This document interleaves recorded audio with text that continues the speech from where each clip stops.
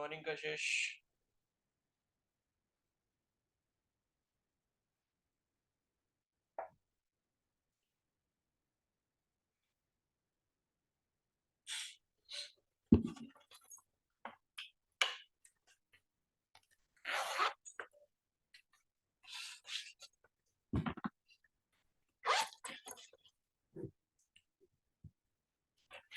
Good morning सना।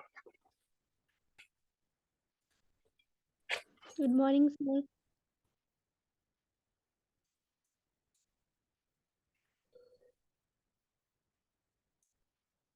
Good morning everyone. Good morning Shivani.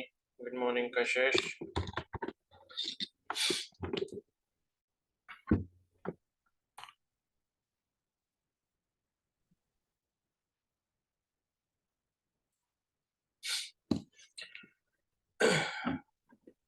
Good morning Reshma. Adarsh. Good morning, sir. Good morning.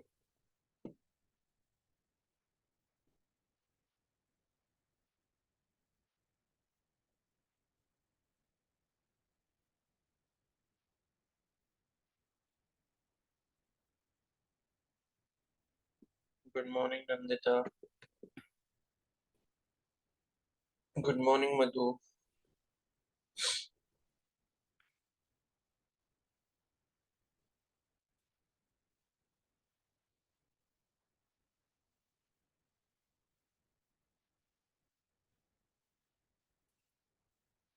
Good morning जिया।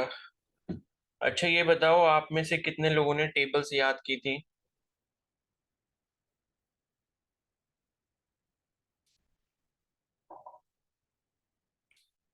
Twenty तक भी याद की है किसी ने?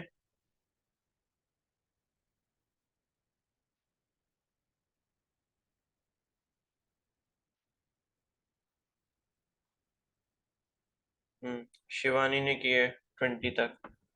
और कोई 20 या फिर उससे ऊपर वाला? जिया ने 21 तक की है। ठीक है। Sir, 20 तक। कहाँ तक? 20। 20। ठीक है। संजना ने 25 तक, कामिनी ने भी की है। चलो, जो नहीं कर रहे हैं प्लीज आप लोग भी कर लो। ऑलरेडी इतना टाइम दे चुका हूँ मैं ये सब चीजों के लिए। उस दिन वो तो मैंने सुना नहीं था। ठीक है। आदर्श ने भी किया 20 तक। एटलीस्ट 20 तक तो कर लो, उससे ऊपर नहीं हो रही, कम से कम 20 तक कर लो, ठीक है। और जो ज्यादा करेगा 30 तक कर सकता है, बहुत अच्छी बात है। साक्षी ने किया 20 तक। ठीक है। और बाकी देखो, बहुत सारे कल भी अब्सेंट थे, आज भी बहुत कम आए हैं। 26 ही हैं। ठीक है। और मेरे अकॉर्डिंग स्ट्रेंथ जो है रेगुलरली क्लास में 40 प्लस तो कम से कम होनी चाहिए। तो भाई जो भी रेगुलर नहीं है, अभी तो देखो स्टार्टिंग के 2-3 दिन ही हुए हैं, मतलब कल का एक दिन हुआ है, उससे पहले एक क्लास हुई थी। तो उसमें तो ऑलमोस्ट सब थे। लेकिन जो कल नहीं आया था और लाइक मेरे को इन्फॉर्म भी नहीं कर रहा है, और बिना किसी रीजन की छुट्टी कर रहे हो, या तुम सोकर नहीं उठ पा रहे हो, तो भाई ऐसा है, देखो अभी अगर सोकर नहीं उठोगे जल्दी और सुबह क्लास टाइम पे नहीं लोगे, तो बाद में लाइफ में आराम से कभी सोने को नहीं मिल पाएगा। ठीक है। तो इस चीज को याद रख के प्लीज कोशिश करो कि क्लास टाइम पे ले लो। बाकी जिसका जो भी कोई स्पेसिफिक रीजन है तो कोई बात नहीं है। बट अगर फालतू में क्लासेस स्किप कर रहे हो, क्लासेस नहीं ले रहे हो, तो फिर आपकी गलती है वो।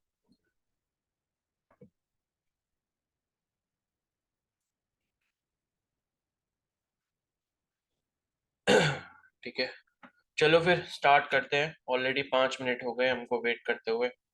अब आना तो लगा ही रहेगा। ठीक है, फिर होमवर्क हो गया सभी का, कल वाला? Yes, sir. Yes, sir. ठीक है। चलो मैं एक एक करके पूछता हूँ फिर। ठीक है, फिर आंसर्स टैली कर लेते हैं।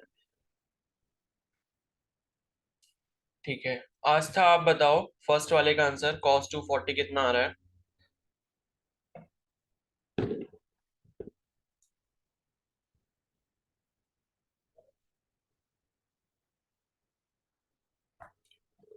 आस्था आवाज आ रही है?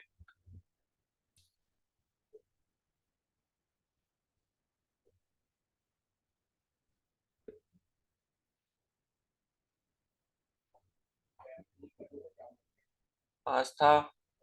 नहीं किया है। आस्था, क्या मुझे ये जानने का हक है कि आपने ये क्यों नहीं किया है? बताइए।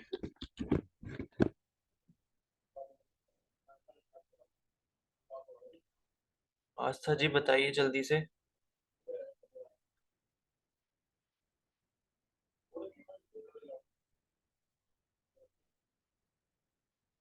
देखो, मुश्किल से 10 मिनट का होमवर्क नहीं था ये। नेक्स्ट टाइम से कर लूंगी। ठीक है भाई, क्या ही बोल सकता हूँ मैं। देखो, ये सारे जो सिम्टम्स होते हैं ना, ये आपके एक और ड्रॉप लेने के सिम्टम्स हैं। अगर आप चाहते हो कि आपको नेक्स्ट ईयर भी ड्रॉप लेना है तो फिर ऐसे करते रहो। ठीक है। अब कोई स्पेसिफिक आपके पास रीजन नहीं है, आप होमवर्क नहीं कर रहे हो, तो क्या फायदा है फिर पढ़ने का?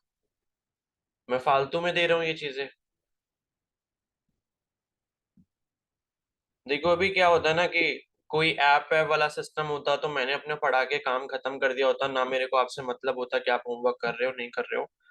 अब अगर मैं इस तरीके से क्लासेस ले रहा हूँ कि मैं आपसे पूछ रहा हूँ कि करा है नहीं करा है, तो प्लीज भाई कर लिया करो, ठीक है? ऐसे मत करो। बिकॉज मेरा कुछ लॉस नहीं है उसमें, मैं चाहता हूँ कि आप अच्छे से आगे बढ़ते रहो।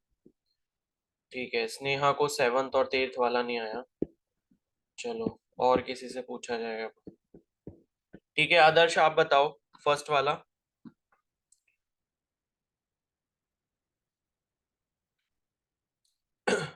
आदर्श, अनम्यूट करके बता सकते हो जिसको कोई प्रॉब्लम नहीं है, हमारा टाइम बचेगा। सब मैंने सॉल्व नहीं किए, मैं आज कर लूंगा क्योंकि मेरे इंटरनल एग्जाम चल रहे हैं। चलो ठीक है। ओके, अखिला आप बताओ। सर -0.5। ठीक है, -0.5। क्या सभी का यही आ रहा है? Yes sir. Yes, sir. Yes, sir. ठीक है, जब सभी का सेम आ रहा है तो फिर मुझे वेरीफाई करने की जरूरत नहीं है। अब ये बताओ कि फर्स्ट वाला किससे नहीं हुआ है? कोई है ऐसा? क्योंकि शर्म करने वाली बात नहीं है। ट्राई किया है और नहीं हुआ है तो कोई प्रॉब्लम नहीं है। ठीक है। लेकिन बैक बेंचर जैसी हरकतें मत करना कि आता भी नहीं है और फिर पूछेंगे भी नहीं कि हमने कि ये होगा कैसे। तो वो चीज नहीं करनी है। अगर कोई ऐसा है जिससे फर्स्ट वाला नहीं हुआ तो अभी बता दो।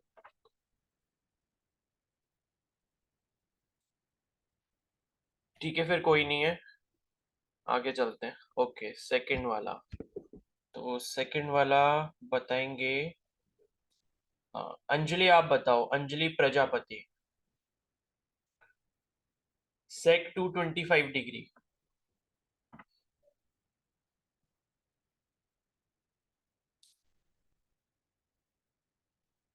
मैंने किया नहीं। देखो यार, फालतू में नहीं करोगे, मैं ना क्लास में एंटर नहीं करने दूंगा, मैं ग्रुप से रिमूव कर दूंगा। मेरे को आती है इन सब चीजों पे बहुत ज्यादा गुस्सा। ठीक है। अंजलि, आप ही शायद बोल रहे थे मेरे को काफी टाइम से कि फिजिक्स स्टार्ट कर दो, फिजिक्स स्टार्ट कर दो, आप ही थे ना शायद? अब जब फिजिक्स स्टार्ट हो चुकी है तो फिर आप कह रहे हो कि मैंने किया नहीं है। देखो, साफ साफ बता दो पढ़ना है नहीं पढ़ना है, वरना मैं ग्रुप से रिमूव कर देता हूँ, मेरा कुछ नहीं जाएगा। ठीक है अंजलि, या तो क्लास में आया मत करो, या अगर आया करो तो काम पूरा करके आया करो। छोटे बच्चे नहीं हो यार, सब 18 से ऊपर के ही हो गए, एडल्ट हो चुके हो।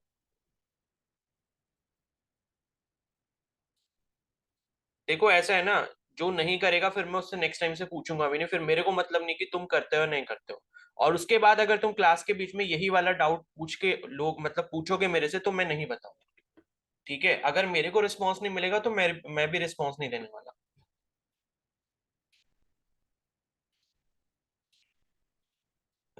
ओके दिव्या आप बताओ सेकंड वाला, जल्दी से। सेक 225 डिग्री। -1.4142। ठीक है, -1.4142 यानी कि -√2 आ रहा है क्या सभी का? Yes, sir. Yes yes sir. Sir. Yes sir. ठीक है, यस चलो सर। सही होगा। अगर कोई ऐसा है जिसका सेकंड वाला नहीं हुआ तो बता देना। ठीक है।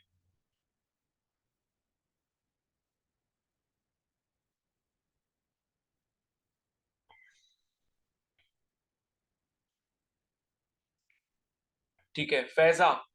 फैजा आप बताओ, ये थर्ड वाला 10 330 डिग्री। -0.577। ठीक है, -0.577 के यही आ रहा है सभी का। फ्रैक्शन में बता दो एक बार फैजा। सर -1/√3। -1/√3 आ रहा है क्या किसी का? Yes, Yes, sir. sir. चलो ठीक है। Yes, sir. Yes sir. देखो फ्रैक्शन में रखा करो, ज्यादा कैलकुलेशन में जाने की जरूरत नहीं है, इतना ज्यादा कैलकुलेट मतलब फ्रैक्शन में रखो, कोई प्रॉब्लम नहीं है। रूट में अगर कुछ भी आ रहा है तो रूट में रहने दो, ठीक है। ओके, तो कशिश आपका -1/√2 आ रहा है, तो प्लीज इसे एक बार चेक कर लेना। ओके, सर ये पहले वाले का था। अच्छा अच्छा ठीक है, पहले वाले का था, ठीक है। चलो जी, आप बताओ फोर्थ वाला साइन 300 डिग्रीज। सर -1/2। -1/2 आ रहा है सभी का? No sir. No, sir. Minus √3 आ रहा है। -√3 सर आ रहा है। -√3/2 आ रहा है। Yes sir. -√3/2 आ रहा है क्या सभी का? Yes sir. Sir. Yes, sir. ठीक, Yes, तो sir. मैंने किससे पूछा था, जिया से किससे पूछा था मैंने? जिया आपसे पूछा था शायद, तो जिससे भी पूछा था प्लीज एक बार उसे चेक कर लेना, अगर नहीं होगा तो फिर पूछ लेना बाद में, ठीक है। और उसके बाद चलो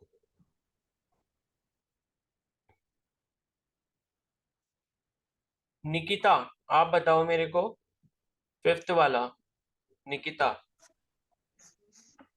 -1। -1? यस। -1 आ रहा है सभी का? Yes, sir. Yes sir. Yes sir. चलो ठीक है।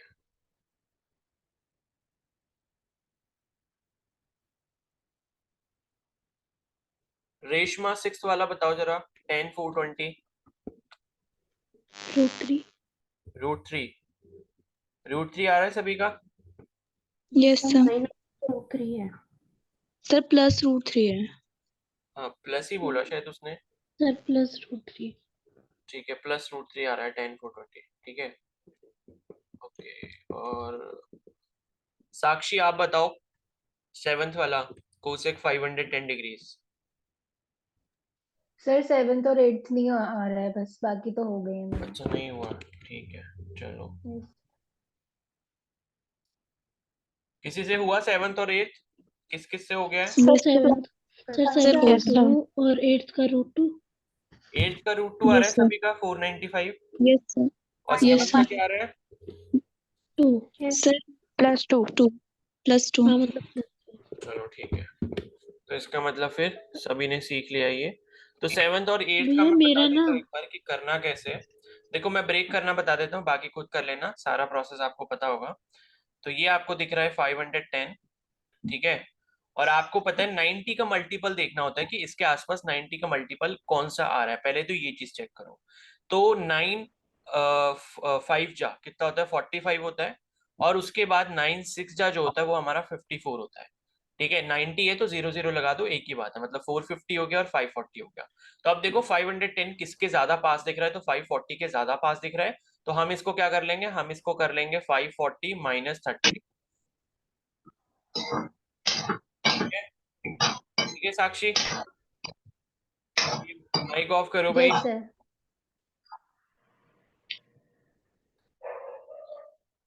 ठीक है, तो इसको इस तरीके से कर लेंगे, बाकी आगे का प्रोसेस आपको पता है। अब ये वाला भी देख लो, इसमें भी सेम है, 450 एक होगा और एक हमारा 540 होगा, ठीक है। तो दोनों जगह से सेम ही आएगा। 450 में क्या करो आप, 45 डिग्रीज को ऐड कर दोगे तो ये आपका बन जाएगा 495। या 540 में से आप क्या करोगे, अगर सब्ट्रैक्ट कर दोगे 45 डिग्री को, तब भी आपका 495 बनेगा। तो दोनों तरीके से आप कर सकते हो, जो तरीका आपको सेम लग रहा हो, मतलब अच्छा लग रहा हो, उससे आप कर लो, आंसर दोनों से सेम आएगा। चाहे आप 540 -45 को यूज करके करो, या फिर 450 + 45 को यूज करके करो, ठीक है।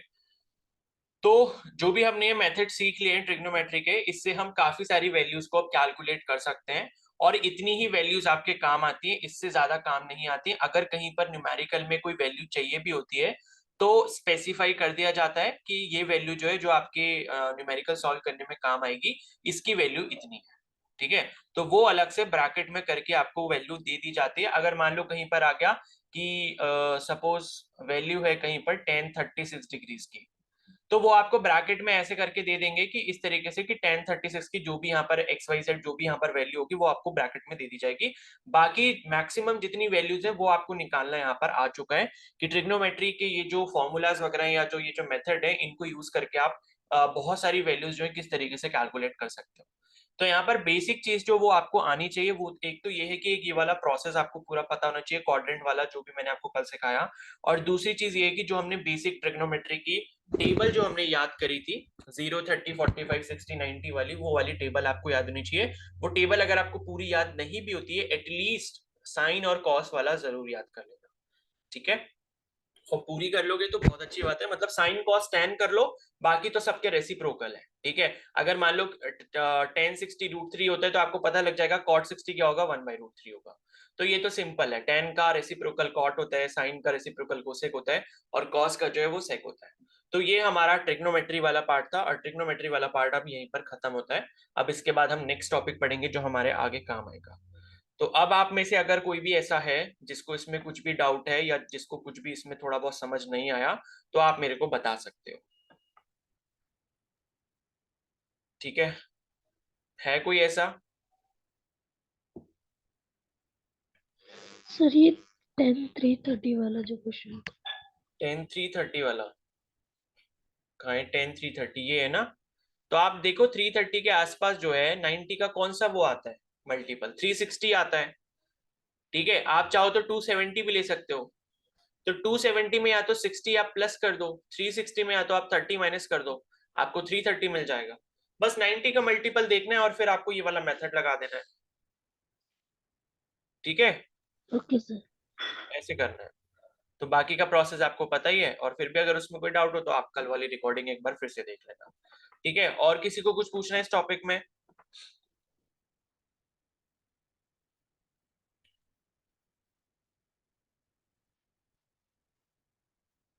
निकिता साइन 330 इक्वल टू, हाँ ठीक है। हाँ अब जो भी आ रहा हो वो देख लेना कैलकुलेट करके, ठीक है निकिता, मैंने आपको बता दिया 330 कैसे होगा। चलो ठीक है। तो अब हम नेक्स्ट टॉपिक पर पढ़ते हैं। तो अब हम यहाँ पर सीख लेते हैं डिफरेंशिएशन के बारे में, जो हमारे आगे काफी काम आने वाला है। तो चलो डिफरेंशिएशन से पहले कुछ और एक इम्पॉर्टेंट चीज पढ़ लेते हैं, पावर्स के बारे में, ठीक है। पावर्स, ठीक है। तो पावर्स के बारे में थोड़ा समझ लेते हैं, बिकॉज डिफरेंशिएशन जब करेंगे तो ये चीज, ये कॉन्सेप्ट हमारे काफी ज्यादा काम आने वाला है। तो इसको थोड़ा सा समझ लेते हैं। पावर्स बोलते हैं, कई बार हम इसको सर्ट्स एंड इंडाइसेस भी बोलते हैं,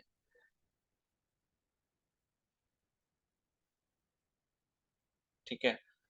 तो एक ही चीज से हम लोग डील करने वाले हैं यहाँ पे। तो पावर्स का मतलब ये होता है कि लाइक मैं यहाँ पर अगर कुछ भी लिख रहा हूँ 2 की पावर 2, 3 की पावर 4, तो ये आपके पावर्स होते हैं। इन्हीं से जो भी चीजें कैलकुलेशन हमारी यूज होती है उसके बारे में थोड़ा सा सीख लेते हैं, ठीक है। तो देखो अगर मैं लिखता हूँ कि 2 की पावर 2, तो इसका मतलब क्या होता है कि 2 × 2, यानी कि 2 को आपने आपस में ही मल्टीप्लाई करना है 2 बार। और अगर मैं यहाँ पर लिखता हूँ 2 की पावर 3, तो इसका मतलब होता है 2 × 2 × 2। तो जितनी पावर होती है उतने टाइम वो नंबर जो होता है आपस में मल्टीप्लाई होता जाता है। अब मान लो मैं यहाँ पर लिख देता हूँ 2 की पावर 5, तो ये कितना होगा 2 × 2 × 2 × 2 × 2 तो ये 1 2 3 4 5 5 टाइम्स हो गया ये, ठीक है। तो जितनी भी किसी भी नंबर की पावर होती है उसका मतलब ये होता है कि वो नंबर आपस में उतनी बार मल्टीप्लाई हो रहा होगा।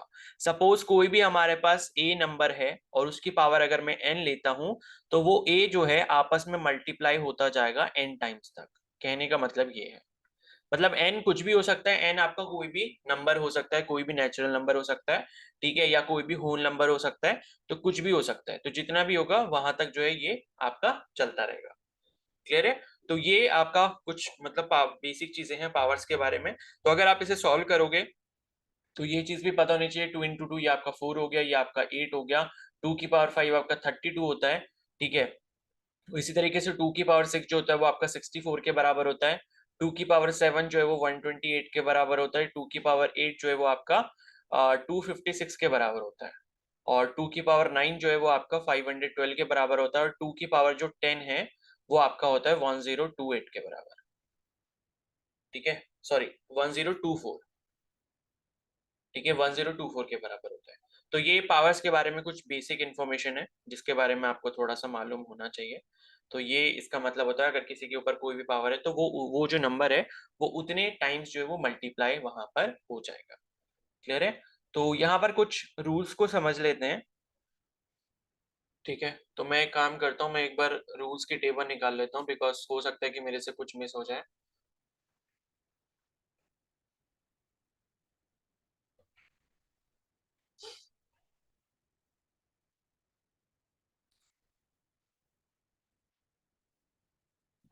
ठीक है, तो यहाँ पर कुछ रूल्स के बारे में हम लोग डिस्कस कर लेते हैं।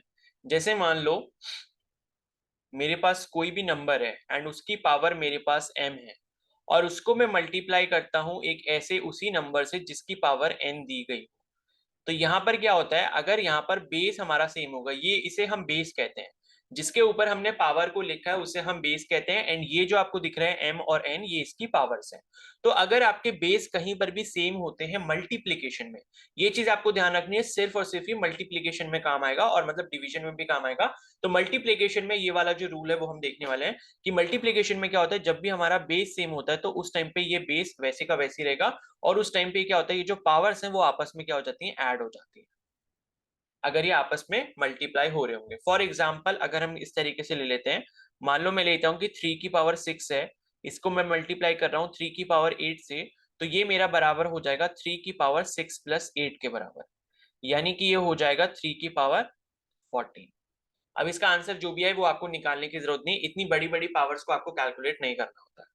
ठीक है, तो ये जनरल से कॉन्सेप्ट है जिसके बारे में आपको पता होना चाहिए। तो पहला रूल तो आपका ये हो गया कि अगर दो नंबर्स हैं एंड उनके ऊपर कुछ पावर्स हैं एंड वो नंबर सेम है यानी कि बेस सेम है, तो जब वो मल्टीप्लाई में होंगे तो उनकी जो पावर्स है वो क्या हो जाएंगे, ऐड अप हो जाएंगे।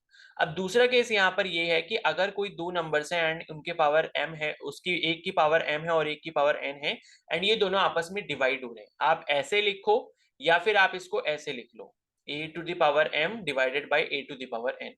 तो इसमें क्या होता है, यहाँ पर दोनों के देख सकते हो बेस सेम है, ए और ए बेस सेम है, तो यहाँ पर जो पावर्स होती हैं वो आपस में क्या हो जाती है, सब्ट्रैक्ट हो जाती है, तो ये हो जाता है m minus n। For example यहाँ पर सेम एग्जाम्पल ले लेते हैं, 3 की पावर 6 है डिवाइडेड बाय हम क्या करते हैं 3 की पावर 8 करते हैं, तो 3 की पावर 6 माइनस 8 हो जाएगा। तो 6 माइनस 8 कितना होता है, -2 होता है, तो 3 की पावर -2 आप इसको लिख सकते हो। ठीक है, तो ये इसका आंसर हो गया। और एक चीज आपको ये भी ध्यान रखनी है कि कोई भी अगर पावर है, अगर हम उसकी पोजीशन को चेंज कर दें, मतलब अगर वो न्यूमरेटर में है, अगर हम उसको टर्म को पूरे को डिनोमिनेटर में लेके जाते हैं, या फिर अगर कोई टर्म पूरा का पूरा डिनोमिनेटर में है और अगर हम उसको न्यूमरेटर में लेके जाते हैं, तो उसकी जो पावर का साइन होता है वो चेंज हो जाता है। कहने का मतलब है कि ये जो 3 की पावर -2 आपको यहाँ पर दिख रहा है, ये क्या है, अभी हमारा न्यूमरेटर में, बिकॉज यहाँ पर डिनोमिनेटर अगर कुछ नहीं है तो डिनोमिनेटर हम क्या मान लेते हैं कि वो 1 होगा। ठीक है, तो मैं क्या करता हूं, अगर मेरे को ये ऊपर वाला जो पूरा का पूरा टर्म है, अगर मेरे को इसको डिनोमिनेटर में शिफ्ट करना है, तो इसकी जो पावर है उसका साइन चेंज हो जाएगा, यानी कि अगर मेरे को इस तरीके से लिखना है 1/3 की पावर ये -2 अगर नीचे लेके जाना है तो 3 की पावर 2 बन जाएगा। ठीक है, तो ये चीज आपको ध्यान रखनी है कि न्यूमरेटर हो, न्यूमरेटर में अगर कोई टर्म है, कोई पावर में टर्म है, और अगर हम उसको डिनोमिनेटर में लेके जा रहे हैं, या फिर अगर कोई टर्म जो है वो डिनोमिनेटर में है और अगर हम उसको न्यूमरेटर में लेके जा रहे हैं, तो उसकी जो भी पावर होगी उसका साइन जो है वो रिवर्स हो जाएगा। अगर नेगेटिव है तो पॉजिटिव हो जाएगा, पॉजिटिव है तो नेगेटिव हो जाएगा। ठीक है, इसी को और अच्छे से थोड़ा समझ लेते हैं। मान लो मेरे पास क्या है, 1/4 की पावर 16 है, तो इसको अगर मैं और ऐसे लिखना चाहता हूं, अगर मैं नीचे वाले टर्म को न्यूमरेटर में लेके जाना चाहता हूं, तो ये मेरा हो जाएगा 4 की पावर -16। ठीक है, इसी तरीके से मान लो मेरे पास है 1/3 की पावर -8, तो अगर मैं इसको ऊपर ले जाना चाहता हूं तो ये बन जाएगा 3 की पावर 8। ठीक है, और इसी तरीके से मान लो मेरे पास है 3 की पावर -16, तो इसको मैं ऐसे लिख सकता हूँ 1/3 की पावर 16। ठीक है, तो ये जो चीजें हैं ये आपको यहाँ पर समझनी है, और थोड़ा सा और इसको एलेबोरेट कर लेते हैं। तो यहाँ पर सपोज मेरे पास है 3 की पावर -6 डिवाइडेड बाय, मतलब डिनोमिनेटर में नीचे है 2 की पावर -3। इस तरीके से अगर मेरे को इनको इंटरचेंज करना है, मतलब पॉजिटिव पावर्स बनानी है, तो मैं क्या करूंगा, 2 की पावर -3 वाले टर्म को मैं क्या ले जाऊंगा, ऊपर की तरफ ले जाऊंगा यहाँ पर, ठीक है। तो ये मेरा बन जाएगा 2 की पावर 3, और ये जो आपका 3 टू द पावर -6 वाला टर्म है, इसको मैं नीचे ले जाऊंगा, तो ये मेरा बन जाएगा 3 की पावर 6। तो जो भी पावर का साइन होता है वो हमेशा चेंज हो जाता है, ठीक है। तो ये चीज आपको ध्यान रखनी है कि न्यूमरेटर से डिनोमिनेटर में शिफ्ट कर रहे हो या फिर डिनोमिनेटर से न्यूमरेटर में शिफ्ट कर रहे हो, तो आपका जो पावर का साइन है वो चेंज हो जाएगा। क्लियर है? ठीक है, तो ये आपका रूल हो गया। अब इसके बाद यहाँ पर एक तीसरा रूल होता है, जो होता है आपका a की पावर m, और इस पूरे के ऊपर एक अगर सपोज एक और पावर है जिसे हम n मान रहे हैं, तो ये आपस में जो पावर्स हैं ये मल्टीप्लाई हो जाती है, ठीक है। इसको एग्जांपल से समझ लेते हैं। जैसे मान लो मेरे पास है 2 की पावर 6 और इसके पूरे के ऊपर एक और पावर है मान लो 2, ठीक है। तो ये मेरा कितना हो जाएगा, ये ओवरऑल हो जाएगा 2 की पावर 12, बिकॉज 6 और 2 जो है वो आपस में मल्टीप्लाई यहाँ पर हो जाएंगे, ठीक है। आप इसको वेरीफाई भी कर सकते हो। मान लो मेरे पास है 2 की पावर 2 और इसकी पावर में होल पावर कर रहा हूँ 3, तो ये मेरे पास देखो कितना आएगा, 2 की पावर 2 कितना होगा, 4 हो जाएगा।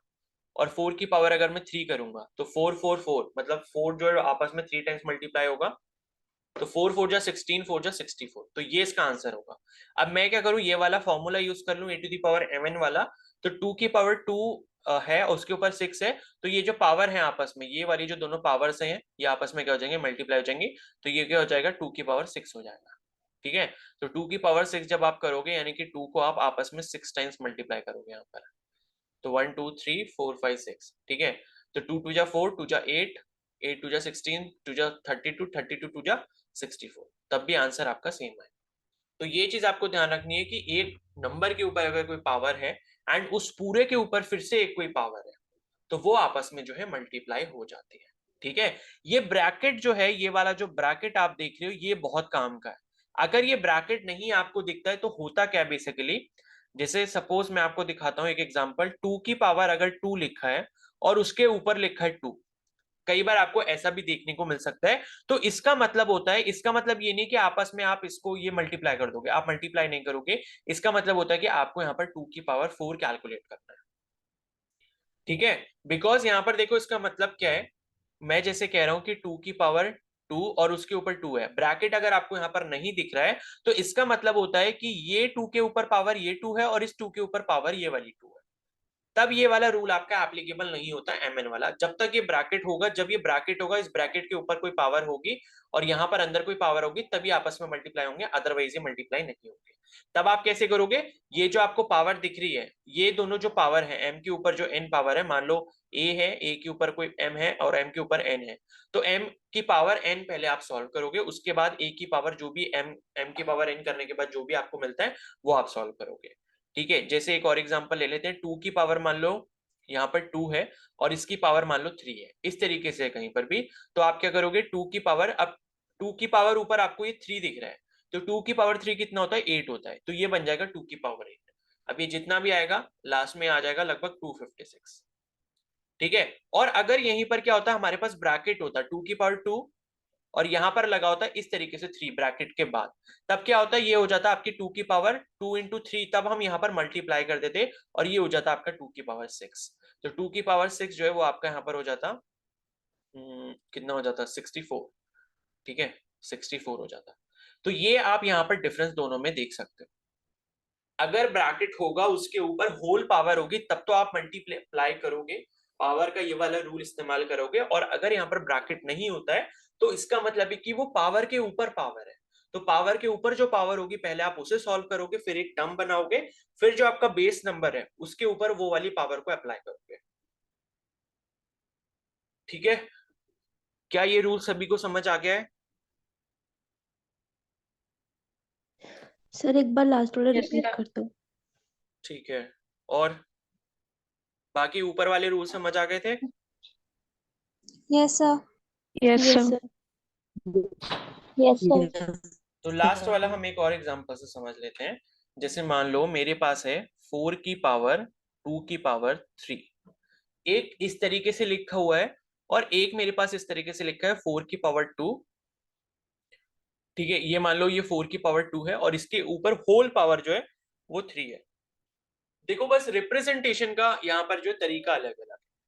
ठीक है, तो 4, अब यहां पर इस वाले केस में क्या होगा कि पावर के ऊपर पावर और उसके ऊपर फिर एक पावर, इस तरीके से दिया है। तो ये मेरा हो जाएगा, पहले हम क्या करेंगे, पावर के ऊपर वाली पावर को सॉल्व करेंगे, यानी कि 4 एज इट इज रहेगा, और 2 की पावर 3 जो है ये पहले हम सॉल्व करेंगे। तो 2 की पावर 3 कितना होता है, 8 हो जाता है। तो ये आपका 4 की पावर 8 हो जाएगा, जितना भी एक्सपैंड होके आएगा उससे हमें मतलब नहीं है। अब यहाँ पर इस वाले केस में जो सेकंड वाला आपको केस दिख रहा है, यहाँ पर क्या है कि ब्रैकेट भी लगा है, उसके ऊपर ये इन्होंने दिखाया कि इस पूरे की होल पावर 3 है। तो अगर इस तरीके का ब्रैकेट आपको दिखता है, एक पावर अंदर है उसमें और एक पावर यहाँ पर बाहर है ब्रैकेट के, तो ये आपस में मल्टीप्लाई हो जाती है। तो ये हो जाएगा 4 की पावर 2 3 जा 6। तो ये डिफरेंस आप देख सकते हो, बस एक ब्रैकेट का अंतर होता है यहाँ पे। अगर ब्रैकेट लगा है तो पावर आपस में मल्टीप्लाई होंगे, ब्रैकेट नहीं लगा है तो इसका मतलब है कि वो पावर के ऊपर पावर है। क्या अभी क्लियर है सभी को? Yes, sir. Yes, sir. ठीक है, ठीक है, तो ये हो गया। और अब मान लो यहाँ पर एक फोर्थ रूल यहाँ पर एक पढ़ लेते हैं। एक सपोज इस तरीके का रूल होता है कि अगर आप कोई भी दो नंबर्स हैं एंड उसके ऊपर कुछ भी n पावर है, तो अगर आप इसको एक्सपैंड कर रहे हो तो ये इस तरीके से हो जाएगा a की पावर n इंटू b की पावर n। ठीक है, मतलब पावर जो है, सेम पावर जो है वो मल्टीप्लाई में क्या हो जाती है, डिस्ट्रीब्यूट हो जाती है। जैसे मान लो मैंने क्या लिखा कि यहाँ पर सपोज मेरे पास कोई नंबर है 24, तो 24 की पावर मान लो 6 है, तो 24 को मैं क्या कर सकता हूँ, दो टर्म्स में तोड़ सकता हूँ। ठीक है, जैसे मान लो मैं क्या करता हूँ, 24 को मैंने 6 और 4 में तोड़ लिया। 6 इंटू 4 क्या होता है, 24 होता है, तो 6 इंटू 4 की पावर 6 लिखा मैंने, और फिर मैं क्या कर सकता हूँ, ये बराबर हो जाएगा 6 की पावर 6 इंटू 4 की पावर 6 के बराबर। ठीक है, तो एक तो रूल आपका पावर्स के केस में ये वाला भी यूज होता है। ठीक है, इसी तरीके से आपका डिवाइड वाला रूल भी है, मतलब a और b है, अगर दोनों फ्रैक्शन है, इसके ऊपर एक होल पावर n है, तो ये आपका a to the power n upon b to the power n हो जाएगा।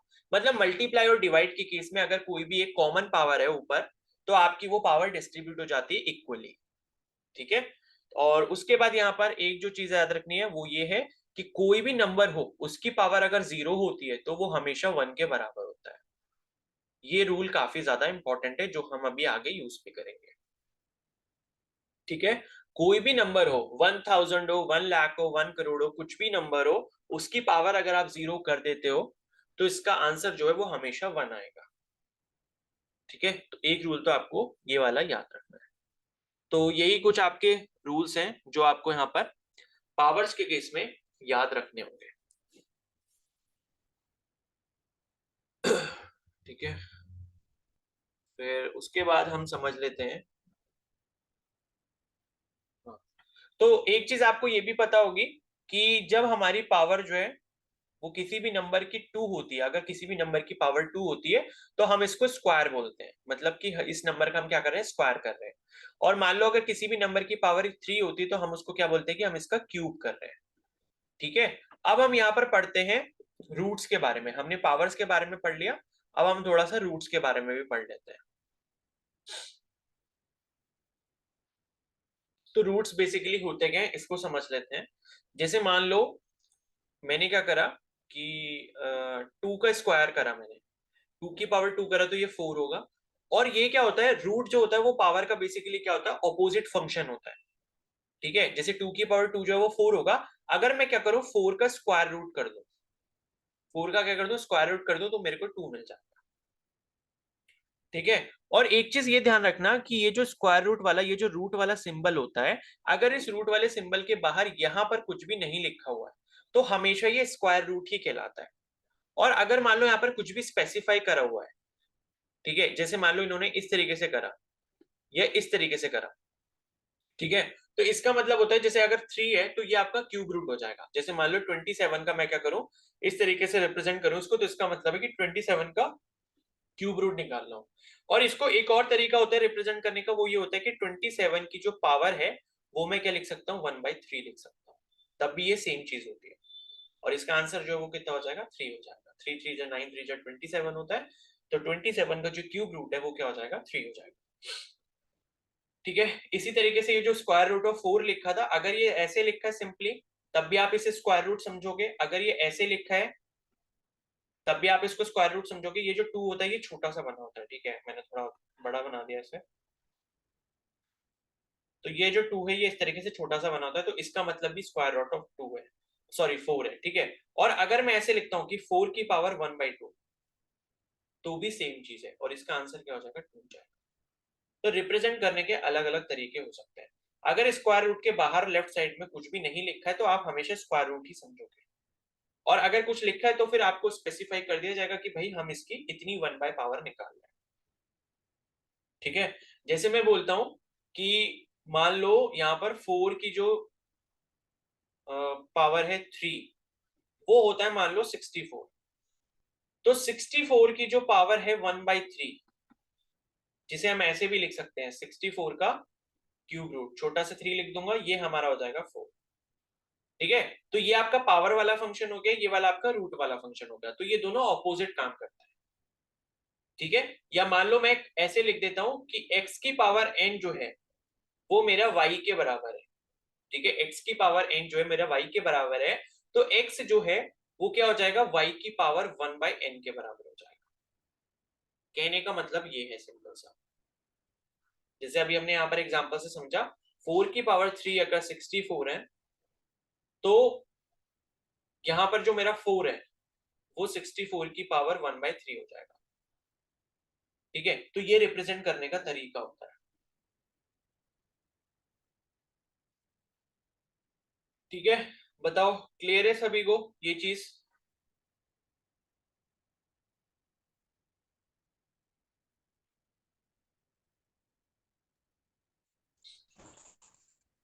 सर इसे एक बार और समझा दीजिए। देखो यहाँ पर क्या है ना कि मैं क्या बोल रहा हूँ कि मान लो मेरे पास कोई भी नंबर है, मैंने क्या लिखा कि 6 की पावर 3 सपोज अगर मेरे पास है, वो मान लो होता है 216 के बराबर, तो मैं इसको ऐसे भी लिख सकता हूँ 6 जो है वो मेरा होगा 206 का, अगर मैं ये पावर कर दूं 1/3 कर दूं, ठीक है। मतलब कि 6 का क्यूब अगर 216 के बराबर है, तो 216 का जो क्यूब रूट है, जिसे आप ऐसे भी लिख सकते हो या फिर आप इसको ऐसे भी लिख सकते हो, ये जो है मेरा 6 के बराबर होगा। मतलब एक जगह हम पावर का इस्तेमाल कर रहे हैं, पावर को पढ़ रहे हैं, और उसका जो अपोजिट फंक्शन होता है वो आपका यहाँ पर रूट वाला फंक्शन होता है, ठीक है। तो हो सकता है अभी आपको थोड़ी समझने में इसमें प्रॉब्लम हो रही है, थोड़ा सा कंफ्यूजन हो रहा, बट जैसे जैसे आप ये यूज करोगे आपको ये चीजें समझ आ जाएंगी, ठीक है। तो बस पावर्स के बारे में आपको थोड़ा अच्छे से पता होना चाहिए, रूट के बारे में इतना अच्छे से नहीं भी पता तो कोई दिक्कत नहीं है, बट ये चीज ध्यान रखना कि अगर x की पावर में सपोज n कर रहा हूं और मेरे को आंसर अगर y मिल रहा है, और अगर मेरे को x की वैल्यू निकालनी है तो ये y की पावर 1/n होगी, बस इतनी चीज लिखकर याद कर लो, ठीक है। वो पावर जो होती है फ्रैक्शन में चली जाती है, ठीक है। तो इसको देखो अभी थोड़ा सा समझने की कोशिश करो, अगर नहीं आता तो फिर पूछ लेना दोबारा से, क्लियर है।